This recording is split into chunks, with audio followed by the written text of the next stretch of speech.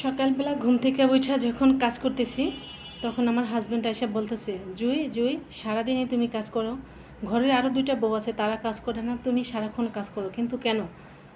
তো আমি বলতেছি, শোনো, যার জামাইদের টাকা আছে তার বউরা থাকে রাজরানী হয়ে, আর যার জামাইদের টাকা কম তারা থাকে চাকরানি হয়ে। তো তাদের টাকা আছে তারা সেভাবে চলাফেরা করে, তারা কোনো কাজ করে না। বাসার সম্পূর্ণ কাজই প্রায় আমার করতে হয়, যেহেতু আমার জামার বেশি টাকা নাই, পকেটে ভরার আগে গরম হওয়ার আগেই ঠান্ডা হয়ে যায়। ঠিক আছে, সেজন্য কাজকর্ম তো আমাকে করতেই হবে। তো বলতেছে, এত কথা বললো না, তুমি তোমার বাপের বাড়িতে যাও, বাবার বাড়িতে যাইয়া এক সপ্তাহ ঘুরে আসো। তো আমি বললাম যে এইখানে থাকলে আমার কাজ করতে হয়, বাবার বাড়িতে গেলে হয়তো একটু কাজ করতে হবে না, খাবার দাবার খাবো, ঘুরবো। কিন্তু আমার কথা হয়েছে কি, শোনো, কারণ আমি গেলে সব সময় দেখি আমার মা কী করে, আমার বড় দুলাভাইদের অনেক টাকা পয়সা আছে, মাছের মাংস, মাছ মাংস যা রান্না করে না কেন, বড় জিনিসটা, বড় মাছের মাথাটা, রানটা, এগুলো আমার ওই বোন ওই দুলাভাইরে দেয়। ঠিক আছে, ওইয়া দেখা আরও কষ্ট লাগে।